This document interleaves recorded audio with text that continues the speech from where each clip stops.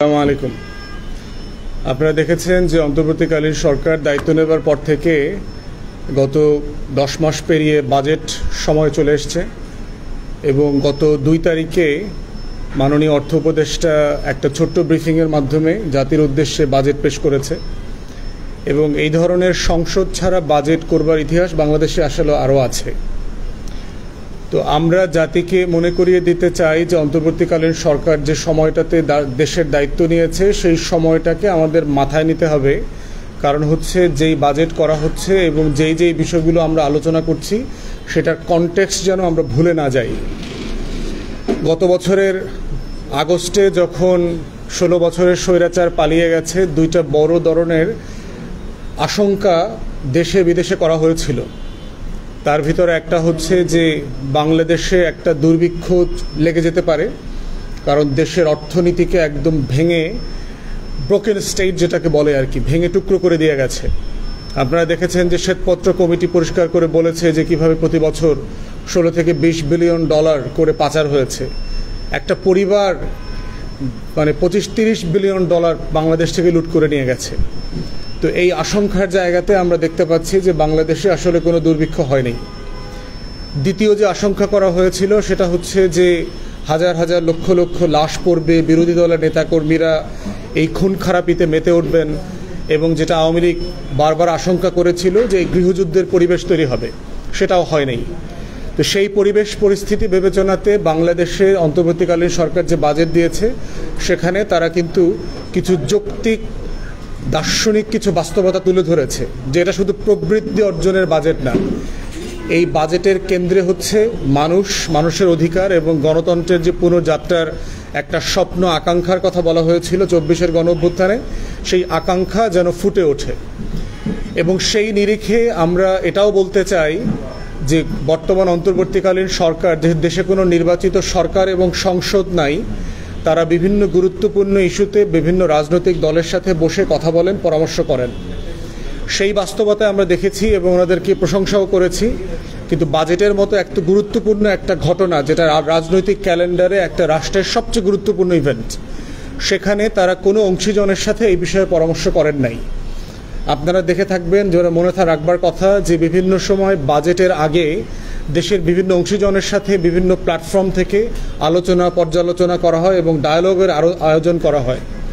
আমরা আশা করেছিলাম যে অন্তর্বর্তীকালীন সরকার এই বাজেট নিয়ে বাংলাদেশ ব্যাংকের গভর্নর এবং এনবিআর এর চেয়ারম্যান সহ রাজনৈতিক দলগুলোর সাথে একটা সভা করবেন, পরামর্শ করবেন এবং পরামর্শের ভিত্তিতে একটা বাজেট প্রস্তাব করবেন। কারণ আপনারা বুঝতে পারছেন যে আগামী ডিসেম্বর থেকে শুরু করে যে কোনো সময় বাংলাদেশে নির্বাচন হবার একটা সম্ভাবনা আছে। সেক্ষেত্রে এই বাজেট বাস্তবায়নের দায়িত্ব এবং দায় কিন্তু একটা নির্বাচিত সরকারের উপরেও পড়বে। অতএব নির্বাচিত সরকার যে বাজেটটা করে নাই, দায়িত্ব কিন্তু তাকে নিতে হবে, জবাবদিহিতা কিন্তু নির্বাচিত সরকারকে নিতে হবে। অতএব সেই জায়গাতে ফরেন সার্ভিস একাডেমিতে যে বিভিন্ন বিষয়ে যে আলোচনা হয়, যমুনাতে যে রাজনৈতিক দলগুলোর সাথে কথা বলা হচ্ছে, সেই রকম মডেলে এই বাজেট নিয়ে কথা বলার প্রয়োজন ছিল বলে আমরা মনে করি। আমরা মনে করি যেটা এখনও খুব বেশি বিলম্ব হয়ে যায় নাই, মাত্র প্রস্তাব করা হয়েছে। রাজনৈতিক দলগুলোর সাথে ঈদের ছুটির পরে আপনার ইমিডিয়েটলি আমরা আহ্বান করব সরকারকে যে অংশীজনদের সাথে আপনারা বসবার ব্যবস্থা করেন। বাংলাদেশ ব্যাংকের গভর্নর, এনবিআর এর চেয়ারম্যান এবং অর্থ উপদেষ্টা, পরিকল্পনা উপদেষ্টা থেকে শুরু করে যারা যারা আছেন, এবং এই ক্যাবিনেটেই ন্যূনতম 4 জন প্রফেশনাল অর্থনীতিবিদ আছেন, একদম প্রধান উপদেষ্টা থেকে শুরু করে। তো আমরা বোধ করি তাদের সামনে বাজেট নিয়ে সিরিয়াসলি আলোচনা হওয়া দরকার। হলে যেটা হবে, এই বাজেটকে জাতীয় বাজেট বলা যাবে সংসদ নির্বাচিত সরকার না থাকবার পরেও। অতএব এই ঘাটতিটা পূরণ করা আমরা জরুরি বলে মনে করছি। বাজেটে আর একটা সবসময় বড় বিষয় যেটা আমরা দেখি সেটা হচ্ছে যে বাজেটে সবসময় কত টাকা আয় হবে, কত টাকার ডেভেলপমেন্ট প্রজেক্ট আসতেছে, এডিপির সাইজ কত, প্রবৃদ্ধি কত হবে, এই কেন্দ্রিক আলোচনাতে বাজেটটা আটকে যায়। অথচ বাজেটের আলোচনা হওয়া দরকার ছিল আসলে মানুষের জীবন, যে আমার কি পরিমাণ গরিব মানুষ থেকে খেয়ে আগামী বছর ভালো থাকবে, আমার কৃষক যারা এই দেশে ফসল ফলায় তার সার পেতে, তার কীটনাশক পেতে, তার কৃষি ঋণ পেতে কত সুবিধা হবে। আমার নিম্নবিত্তের মানুষ যারা ওএমএস এর ট্রাকে করে দাঁড়ায় আপনার 6 ঘন্টা 8 ঘন্টা পরে 2000 টাকার পণ্য কেনে, তাদের এই পণ্য কেনাটা কতটা সম্মানিত হবে। তাদেরকে ট্রাকে দাঁড়াতে হবে না, তারা একটা দোকান থেকে এই জিনিসটা কিনতে পারবে। অতএব সেই জায়গাগুলো থেকে আমরা দেখতে পাচ্ছি যে সরকার বরাদ্দ দিয়েছে, কিন্তু বাস্তবায়নের কোনো রূপরেখা আমরা এখানে দেখতে পাইনি। সরকার এখানে অনেকগুলো খাতে সংস্কার প্রস্তাব করেছে, যেমন তারা প্রফেসর ইউনূসের একটা বিশ্ববিখ্যাত মডেল আছে 3-0 পৃথিবী, যেই পৃথিবীতে উনি আকাঙ্ক্ষা করেন, উনি স্বপ্ন দেখেন যে কোনো মানুষ বেকার থাকবে না, কোনো বায়ু দূষণ থাকবে না, কোনো দারিদ্রতা থাকবে না, কোনো গরিব মানুষ থাকবে না, এরকম একটা পৃথিবী উনি দেখেন। এরকম 3-0 ওয়ার্ল্ড উনি কল্পনা করেছেন। বাজেটেও প্রধান অর্থ উপদেষ্টা এই বিষয় নিয়ে কথা বলেছেন। কিন্তু সেই 3-0 বাংলাদেশটা কিভাবে অর্জিত হবে, এই স্টেপটা, এই রোডম্যাপটা আমরা বাজেটে দেখতে পাইনি। প্রবৃদ্ধি এবং মূল্যস্ফীতিকে ডিল করবার কথা বলা হয়েছে, কিন্তু প্রবৃদ্ধি আমরা ইন্টারন্যাশনাল যে ক্রেডিট রেটিং এজেন্সি আছে, ওয়ার্ল্ড ব্যাংক, IMF অলরেডি বলেছে ইজ বিলো 4%, 3.97 ধরেন এরকম একটা পার্সেন্টের কথা বলা হচ্ছে, যেটা আগামী বছর 4, 4.5, 5 পর্যন্ত উঠতে পারে। এবং এই ভারসাম্যটা কিভাবে করা হবে? সরকারের পরিকল্পনা ছিল যে এই মাসে তারা আপনার ইনফ্লেশন কমিয়ে 8% নিয়ে আসবে, কিন্তু এটা তারা পারে নাই। সরকারি হিসাবে এটা 9-এর উপরে এখন। তাহলে সেই জায়গাতে যে মনিটারি পলিসি যে চেঞ্জ করা দরকার এবং কোথায় কোথায় চেঞ্জ হবে তার কোনো গাইডলাইন আমরা এখানে দেখতে পাই নাই। তো সেই জায়গাতে আমরা আশা করি যে অর্থ উপদেষ্টা যে আগামী দিনগুলো যেগুলো আসছে, সপ্তাহগুলো আসছে, এখানে তারা সেই গাইডলাইনটা তারা প্রকাশ করবেন। এরপরে হচ্ছে যে আমাদের বাজেটের যে আয় 5 লক্ষ কোটি টাকার উপরে মানে বলা হচ্ছে তারা আয় করবে। কিভাবে করবেন এটা? এই আয়ের লক্ষ্যমাত্রা তো আমরা গত দশক পর দশক দেখতে পাচ্ছি। আমার রেভিনিউ কালেকশন কখনোই 3,25,000 কোটি টাকা বেশি হয় নাই। তো সেইখানে আমার প্রবৃদ্ধিকে বলা হচ্ছে এটা 4% পেরোবে না। তো আমার যখন 6.5% প্রবৃদ্ধি ছিল, তখনও তো আমার আয় 3.5 লক্ষ কোটি টাকা হয় নাই। তাহলে আমার প্রবৃদ্ধি কমে যাচ্ছে বলা হচ্ছে, সবাই বলছে, সেখানে আমার আয়টা বাড়বে কোত্থেকে? তাহলে কি আপনি যেটা আমরা দেখতে পাচ্ছি নিউজগুলোতে যে প্রতি 1 লক্ষ টাকায় 30,000 টাকা ট্যাক্স দিতে হবে, আপনি কি ডাইরেক্ট ইনডাইরেক্ট ট্যাক্সের মাধ্যমে 30% করে কর দেবেন? তাহলে এর মধ্য দিয়ে মধ্যবিত্তের মানে ব্রিদিং স্পেসটা কোথায়, দম নেওয়ার জায়গাটা কোথায়? এবং মধ্যবিত্তকে যে স্কুইজ করছেন এবং করে যাচ্ছেন, সেইটাকে আপনি সোশ্যাল সেফটি নেট, আমাদের যে কল্যাণ ভাতাগুলো আছে, সেই ভাতাগুলোতে মধ্যবিত্তকে আপনি ঢুকাতে পারছেন কিনা? এবং পারবার জন্য বারবার বলা হচ্ছে যে ন্যূনতম মাসিক আয় 50,000 টাকা যাদের আছে তাদেরকে আপনার করের বাইরে রাখেন। আমরা বারবার এই দাবিটা করেছি। তাহলে সেটা হচ্ছে বছরে 6 লাখ টাকার মতো আসে। কিন্তু সেই দাবির প্রেক্ষিতে দেখলাম মাত্র 3.5 লক্ষ টাকা যেটা ট্যাক্স থ্রেশহোল্ড ছিল, সেটাকে 25,000 টাকা বাড়িয়ে 3,75,000 টাকা করা হয়েছে। তাহলে সেক্ষেত্রে কিন্তু মধ্যবিত্তকে এই যে কল্যাণ ভাতা এবং জীবনটাকে আরামদায়ক করবার যে মানে ম্যাপ করা, সেই ম্যাপিংয়ের ভিতরে আমরা এটা দেখতে পাচ্ছি না। ব্যয়ের একটা বড় জায়গা যেটা নিয়ে আমরা বারবার কথা বলছি, আমাদের সবচেয়ে বড় ব্যয়ের জায়গা হচ্ছে আপনার বেতন ভাতা। সরকারি কর্মকর্তা কর্মচারীদের একটা বেতন আছে ধরেন 1 লক্ষ কোটি টাকার উপরে। তাহলে আপনি বলছেন যে ডিজিটালাইজেশন করা হচ্ছে এবং হবে প্রত্যেকটা জায়গাতে, তাহলে আমার সরকারি কর্মকর্তা কর্মচারীর সংখ্যাও তো কমাইতে হবে। 1 কর্মকর্তা কর্মচারী দিয়ে এই রাষ্ট্র পরিচালনা করা সম্ভব বলে আমরা বারবার বলেছি। সেটা যদি আপনি করতে পারেন, তাহলে আমার প্রায় 9-10 বিলিয়ন ডলার প্রতি বছর খরচ করতে হচ্ছে এই বিশাল রাষ্ট্রকে পরিচালনা করতে, যেটা আসলে কোনো প্রয়োজন নাই। সেখান থেকে যদি আপনি এটা 3 বিলিয়নে নিয়ে আসতে পারেন, 2 বিলিয়নে নিয়ে আসতে পারেন, তাহলে আমার এখান থেকে 5-7 বিলিয়ন ডলার খরচ সেভ করা সম্ভব। যেই খরচটা আপনি কৃষককে দিতে পারবেন, আমাদের জ্বালানি খাতে ভর্তুকি দিতে পারবেন, জ্বালানি সম্পদ আহরণ, গ্যাস আহরণ, তেল আহরণের পিছনে আপনি খরচ করতে পারবেন, এবং দেশের যে কোটি কোটি দরিদ্র মানুষ আছে তাদের পিছনে আপনি খরচ করতে পারবেন। কিন্তু সেই জায়গাতে আমরা দেখতে পাচ্ছি না। খরচের একটা বড় খাত হচ্ছে আপনার 1 লক্ষ কোটি টাকার উপরে 12-13 বিলিয়ন ডলার খরচ হবে ঋণ শোধ করতে, যেটা হচ্ছে আওয়ামী আমলের যে ঋণ, দেশি এবং বিদেশি 200 বিলিয়ন ডলার ছাড়িয়ে গেছে। এবং ইতিমধ্যে আমরা সরকারকে ধন্যবাদ পাওয়ার যোগ্য যে গত 10 মাসে তারা 12.5-13 বিলিয়ন ডলার ইতিমধ্যে ঋণ পরিশোধ করেছে। এবং জ্বালানি খাতের ঋণ তারা প্রায় পুরোটা পরিশোধ করে দিয়েছে ইতিমধ্যে। এবং আগামী বাজেটে, এই প্রস্তাবিত বাজেটে আপনার গত বাজেট থেকে প্রায় 4.5-5 বিলিয়ন ডলার তারা ইতিমধ্যে সেভ করে ফেলেছে। যে চলমান প্রজেক্টগুলো ছিল সেখান থেকে তারা খরচ কাট করেছে, খরচ বাঁচিয়েছে এবং দুর্নীতির পথগুলো দূর করেছে। সেখান থেকে তারা কিন্তু 4 বিলিয়ন ডলার ইতিমধ্যে সেভ করে জ্বালানি খাতে ভর্তুকি দিয়ে দিয়েছে। এবং যেটার কারণে তারা সামারে তেল গ্যাসের যে ফ্লো থাকার কথা, শিল্পাঞ্চলগুলোতে নিরবিচ্ছিন্নভাবে তেল গ্যাস দেওয়ার যে আয়োজন থাকার কথা, সেইটা তারা দিচ্ছে। আমাদের আর একটা বড় খরচের খাত হচ্ছে আপনার সোশ্যাল সেফটি নেট, যেটাকে বলছি ভাতা, মুক্তিযোদ্ধা ভাতা, তারপরে হচ্ছে বিধবা ভাতা, দুস্থ ভাতা, এরপরে এই যে শিশুদের, বাচ্চাদের, মেয়ে বাচ্চাদের যে উপবৃত্তি দেওয়া হচ্ছে, এই যে হরেক রকমের রাষ্ট্রীয় ভাতা দেওয়া হয়। কিন্তু এই ভাতার ভিতরে সরকারি কর্মকর্তা কর্মচারীদের আবার পেনশনের টাকাটা ঢুকিয়ে দেওয়া হয়েছে। পেনশনের টাকাটা তো সোশ্যাল সেফটি নেটে পড়তে পারে না, এটা তো আপনার কর্মচারীদের ন্যায্য টাকা, তারা যে টাকাটা তাদের বেতন থেকে ইনভেস্ট করেছে, রাষ্ট্রকে দিয়েছিল সেই টাকাটা। তো সেই টাকাটা আপনি কল্যাণ ভাতার ভিতরে কিভাবে নেন? তা আমরা বোধ করছি যে এটাকে অ্যামেন্ড করে এই টাকাটা হচ্ছে জেনুইন যারা টাকা পাওয়ার যোগ্য দুস্থ মানুষ যারা আছে, গরিব মানুষ, তাদের পিছনে পরিকল্পিতভাবে খরচ করবার ব্যবস্থা করা দরকার। এরপরে হচ্ছে আমরা মনে করছি তথ্য উপাত্তের একটা সংশোধনীর ব্যাপারে আমরা বারবার বলছি যে বাজেটের যে পদ্ধতি ব্যবহার করা হয়েছে, বাজেটের যে সাইজ তৈরি করা হয়েছে, খরচের যে খাত, এটা প্রথাগত গত বছরগুলোতে যেভাবে চলে আসছে ফ্যাসিবাদী আমলের, এইটাকেই সিম্পলি কিছু কারেকশন করে বর্তমান আমলারা, এনবিআরের কর্মকর্তা কর্মচারীরা মিলে রিভাইজ করে দিয়েছে। তাহলে প্রশ্ন হচ্ছে, আমরা যে বলছি যে বাংলাদেশের জনসংখ্যার সংখ্যাটা সঠিক না, আমাদের প্রবৃদ্ধির যে শতাংশ সেটা সত্য না, আমরা যে বলছি আমাদের আমদানি রপ্তানির তথ্যগুলো সঠিক না, আমরা যে বলছি যে আমাদের রিজার্ভ কারেকশন করতে হবে, আমরা যে বলেছি যে আমাদের মাথাপিছু আয় যেটা দাবি করা হচ্ছে এটা সত্য না।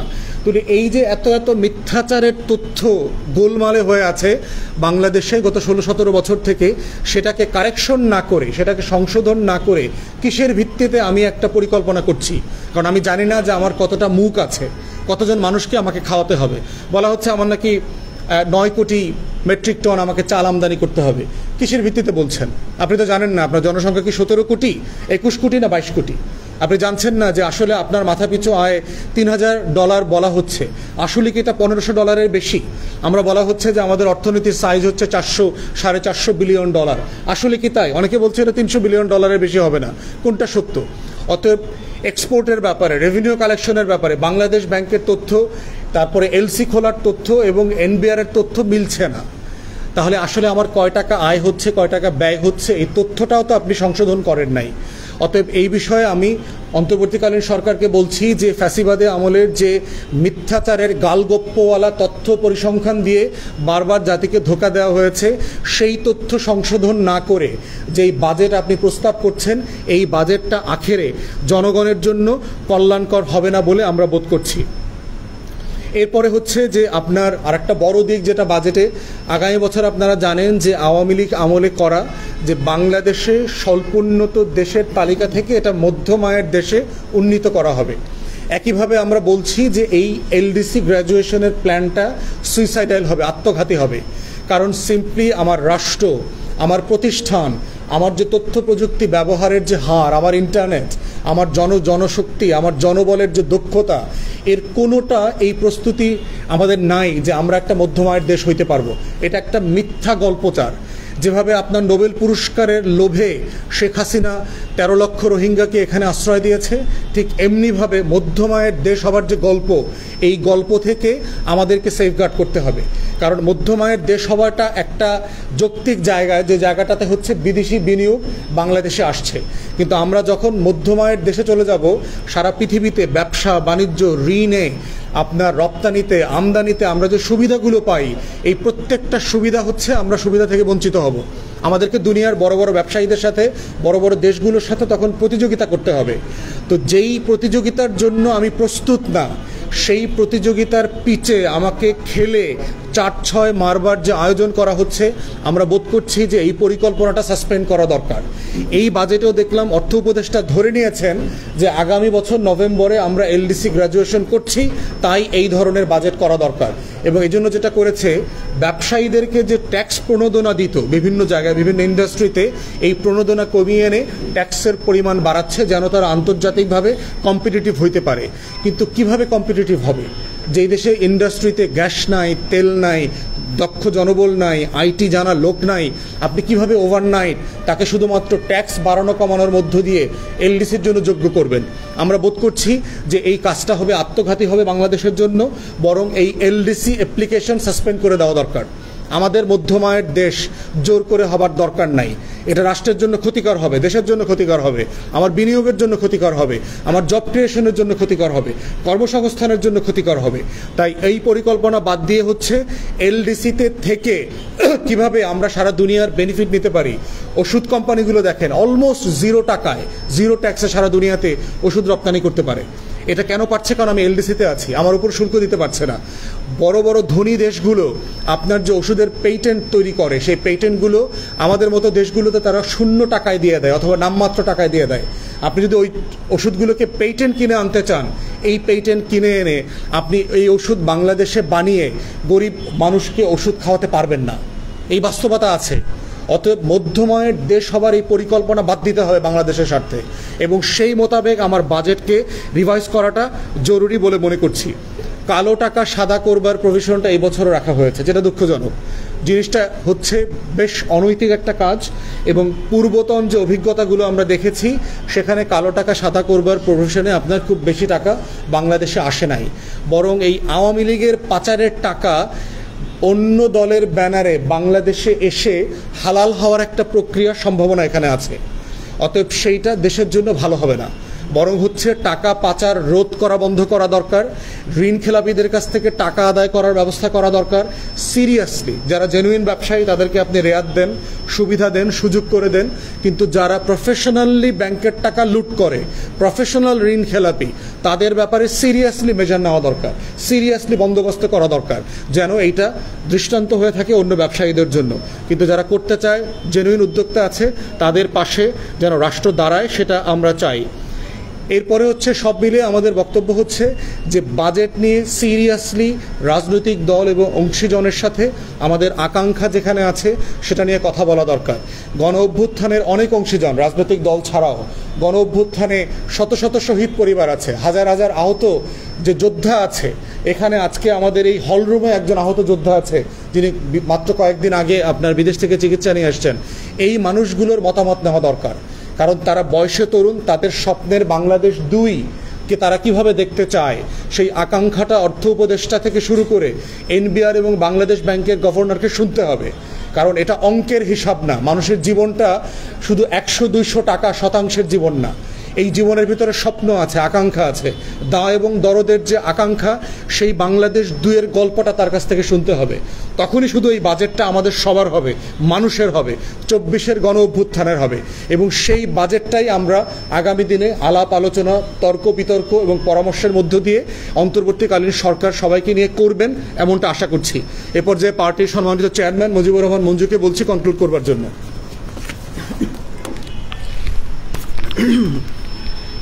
ধন্যবাদ। আমাদের বাজেট প্রতিক্রিয়া আমরা প্রথম দিনই সংক্ষিপ্তভাবে দিয়েছি, আজকে আরও বিস্তারিতভাবে আমাদের পার্টির সেক্রেটারি সাহেব দিয়েছেন। আপনারা দেখেছেন যে অর্থ উপদেষ্টা নিজেই বলেছেন যে এই বাজেটটাকে উনি গতানুগতিকতার বাইরে উনি নিতে পারেন নাই, এবং এটা উনি বলেছেন যে যে ধরনের একটা ভঙ্গুর শূন্য অর্থনীতির উপর দাঁড়িয়ে ওনারা ক্ষমতা নিয়েছেন, এবং ওনাদের টেনিউরটাও একটা আনসার্টেনিটি আছে, এটা কি 1 বছর না 1.5 বছর, এটাও ওনাদের কাছে একটা শঙ্কা আছে। ফলে এরকম পরিস্থিতিতে খুব ভালো বাজেট তৈরি করা যাবে না, বিপ্লবী কোনো বাজেট দেওয়া যাবে না, এটা উনি নিজে স্বীকার করেছেন।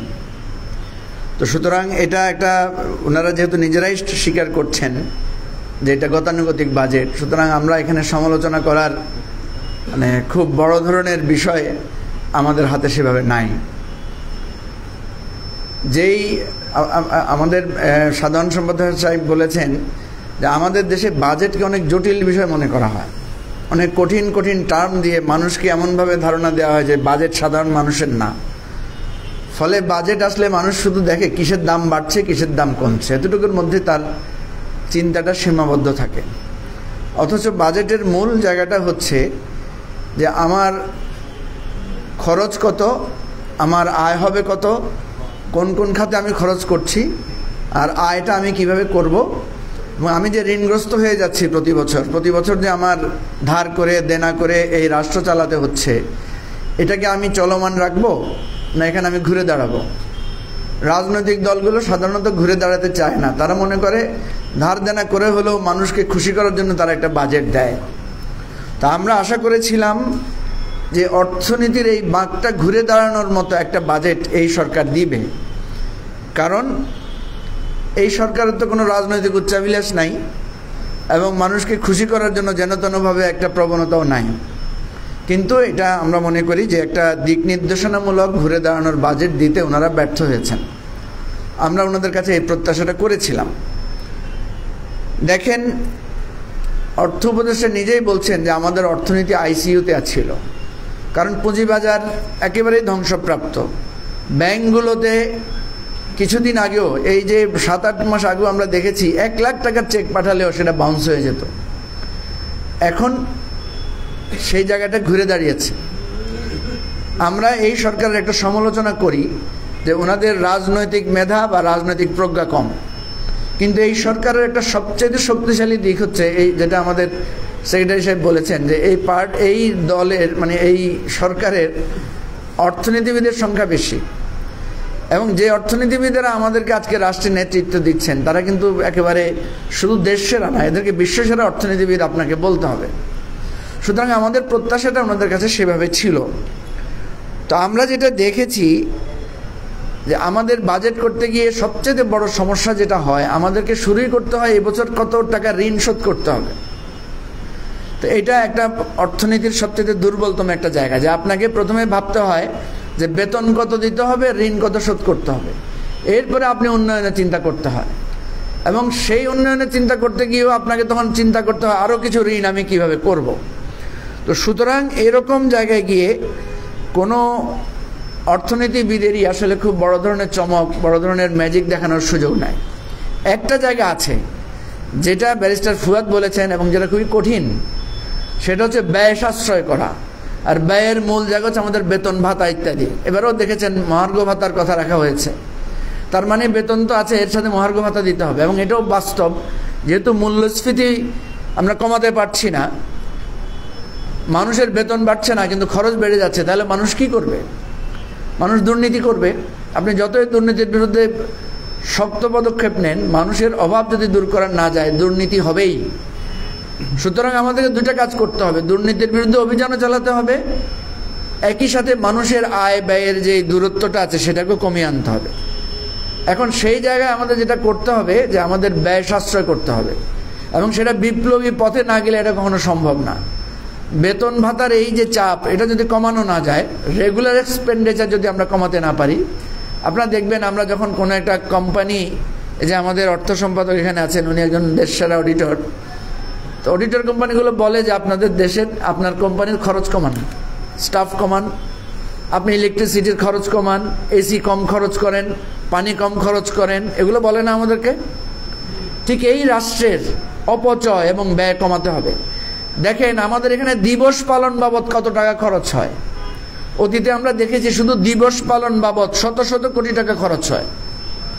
ভাই, আমার যেই অভাবী লোকটা, যে লোকটা চিকিৎসার অভাবে, আমার এই জুলাই আগস্টে যারা আহত হয়েছে তাদের চিকিৎসা খরচও তো আমরা দিতে পারছি না। এখন আমি যদি জুলাই আগস্টের দিবস পালন করি শত হাজার কোটি টাকা খরচ করে, আর যদি আমার আহত ভাইয়ের চিকিৎসা না হয়, তাহলে এই দিবস পালন কি তার জন্য কোনো সুখ বয়ে আনবে? আনবে না। সুতরাং এই জায়গায় আমাদের সমস্ত মানুষকে, যেটা ব্যারিস্টার ফুয়াদ বলেছেন, যে মানুষকে এঙ্গেজ করতে হবে, সচেতন করতে হবে, তাকে বুঝতে দিতে হবে যে তার রাষ্ট্রটা কিভাবে ঘুরে দাঁড়াবে। হ্যাঁ, মানুষকে এঙ্গেজ করেন না, বাজেট দিয়ে দেন, মানুষ খালি দেখে সিগারেটের দাম বাড়লো না মশার কয়েলের দাম কমলো, এটাতেই সে আলোচনা সীমাবদ্ধ রাখে। এই জায়গাটা ঘুরে দাঁড়ানোর জন্য আমার এবি পার্টি আমার বাংলাদেশ পার্টি এই রাজনীতিটা চালু করতে চায় যে মানুষকে তার অধিকার সম্পর্কে জ্ঞান দিতে হবে, রিক্সাওয়ালাকেও তার বাজেট বুঝতে হবে, আমার গৃহিণীদেরকে বাজেট বুঝতে হবে। তখন গৃহিণী আপনার ওই যে গ্যাস যে আমার নাই রাষ্ট্রে, তখন সে গ্যাস সাশ্রয় করবে। তখন আমার অফিসের লোকেরা, আমার অফিসের পিয়নও এসিটা বন্ধ করে বলবে যে না, এখন এসি চালানো যাবে না, কারণ আমি যে এসি চালাচ্ছি এটার চাপ আমার অর্থনীতির উপর পড়ছে। আমি যে অযথা গাড়ি চালাচ্ছি, আমি রিক্সা নিয়ে যেতে পারি, পায়ে হেঁটে যেতে পারি, সেখানে যে আমি গাড়ি নিয়ে যাচ্ছি সেখানে যে পেট্রোল খরচ হচ্ছে সেটা আমার অর্থনীতির উপরে চাপ ফেলছে। তাহলে জনগণকে যদি আপনি অর্থনৈতিকভাবে অর্থনৈতিক চাপ সম্পর্কে ধারণা না দেন, জ্ঞান না দেন, বাজেট নিয়ে আলোচনা না করেন, তাহলে রাষ্ট্র কোনোদিন ঘুরে দাঁড়াতে পারবে না। এই রাষ্ট্রের সংগ্রাম প্রত্যেকটা নাগরিকের সংগ্রাম, এই রাষ্ট্রকে বেঁচে থাকার লড়াই প্রত্যেকটা নাগরিকের বেঁচে থাকার লড়াই। এই ধারণা দেওয়ার জন্য আমার বাংলাদেশ পার্টি আমরা বলছি যে নতুন এই রাজনীতির সূচনাটা আমাদের করতে হবে। আপনারা এসেছেন, অনেক ধন্যবাদ। ঈদের সময় কষ্ট করে অনেকে ঈদের ছুটি বাদ দিয়ে আমাদের আজকের অনুষ্ঠান কভার করছেন। আপনাদের সবাইকে আগামী ঈদ মোবারক। আমরা চাই এবারের ঈদে ঈদ যাত্রা যাতে ভালো হয়। দেখেন, আমরা শুধু সরকারের সমালোচনা করছি না, কিছু কিছু জায়গায় ধন্যবাদও দিতে হয়। আপনারা জানেন যে ঈদুল আজহায় সবচেয়ে বড় ইভেন্ট হচ্ছে হজ। এই যে আমাদের এবারে যে হজ যাত্রাটা হয়েছে, প্রত্যেক বছর আপনি দেখবেন হাজিদেরকে নিয়ে নানা ধরনের জালিয়াতির ঘটনা ঘটে। হাজিদের আমরণ অনশন থেকে অনেক কিছু আমরা দেখেছি অতীতে। এবছর আমরা এখন পর্যন্ত তেমন কোনো বড় ধরনের অসুবিধা পাই নাই। তা আমরা এখান থেকে দাবি করব ঈদ যাত্রায় যাতে জ্যাম, চাঁদাবাজি এগুলোর ব্যাপারে সরকার খুবই সচেতন আছেন। আমরা চাই এই জায়গাটায় যাতে একদম শান্তিপূর্ণভাবে ঈদ যাত্রাটা মানুষ করতে পারে।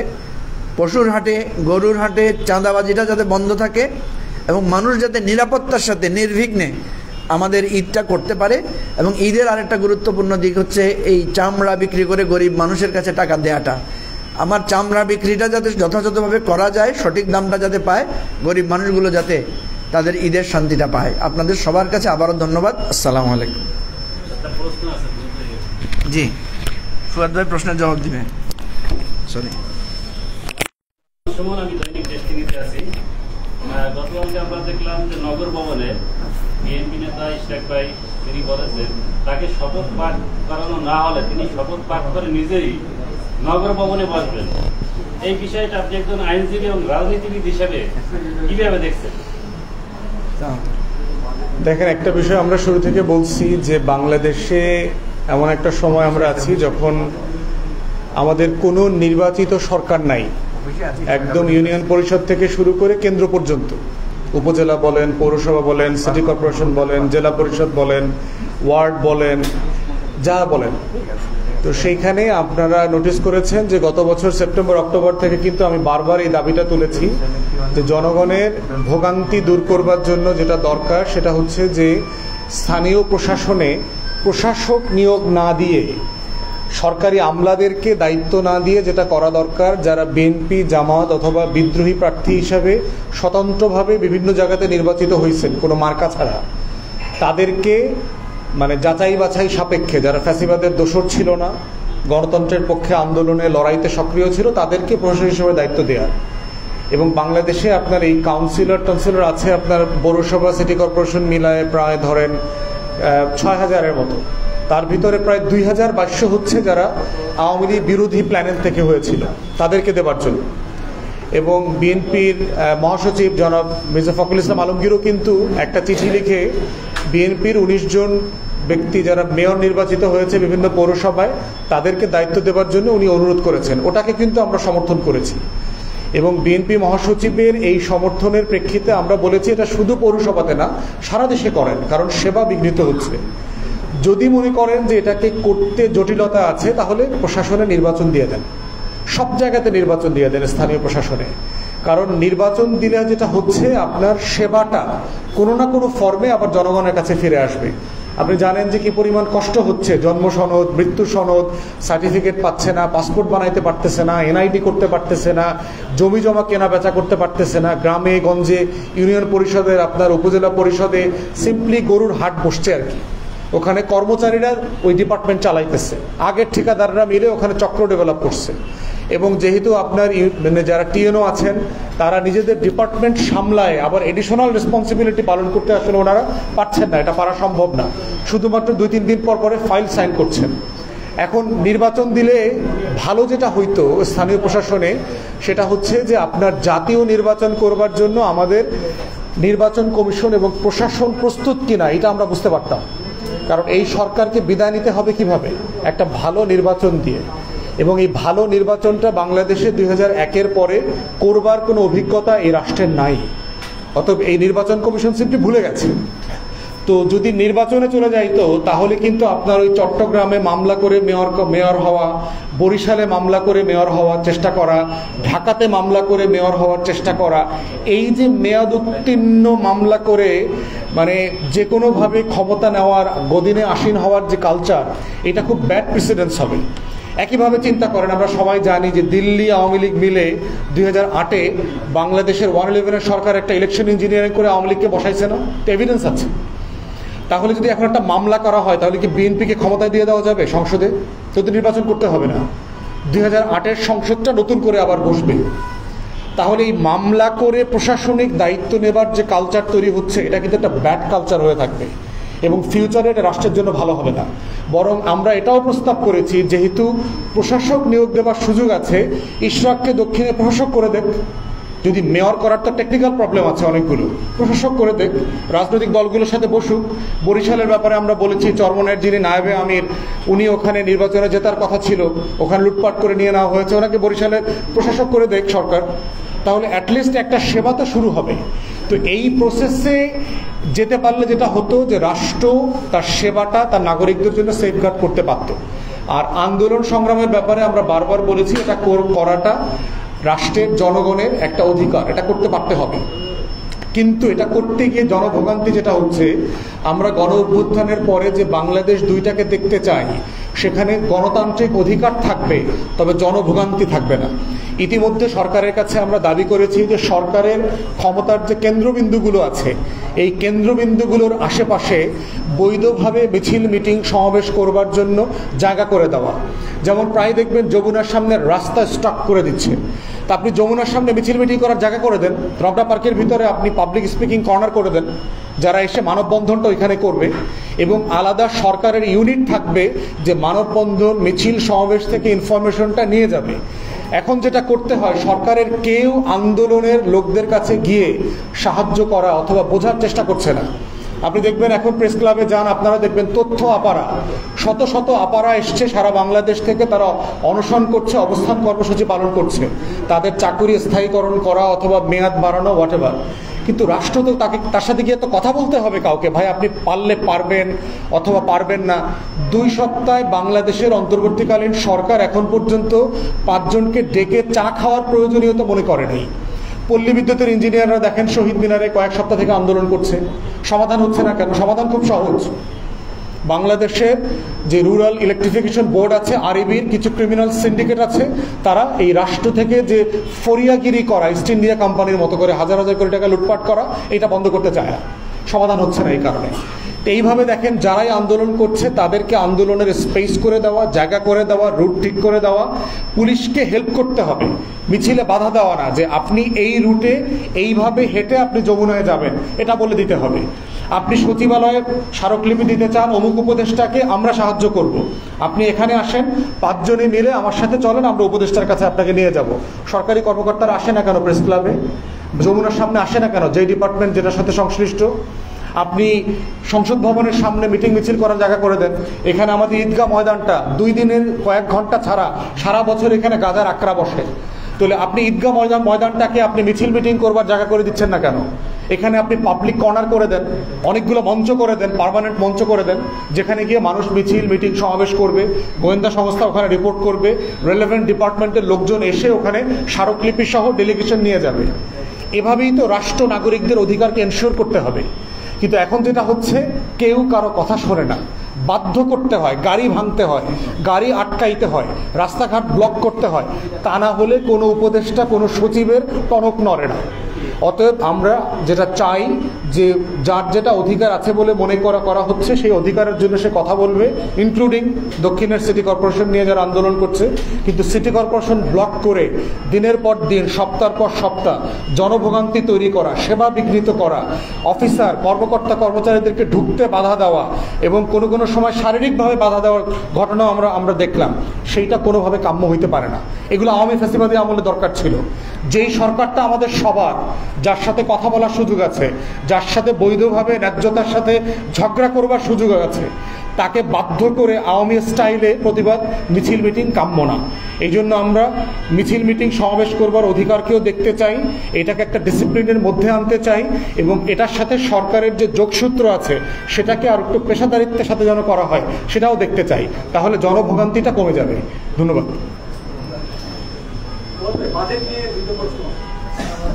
সবাই তো ক্লান্ত হয়ে যাচ্ছে, বলো।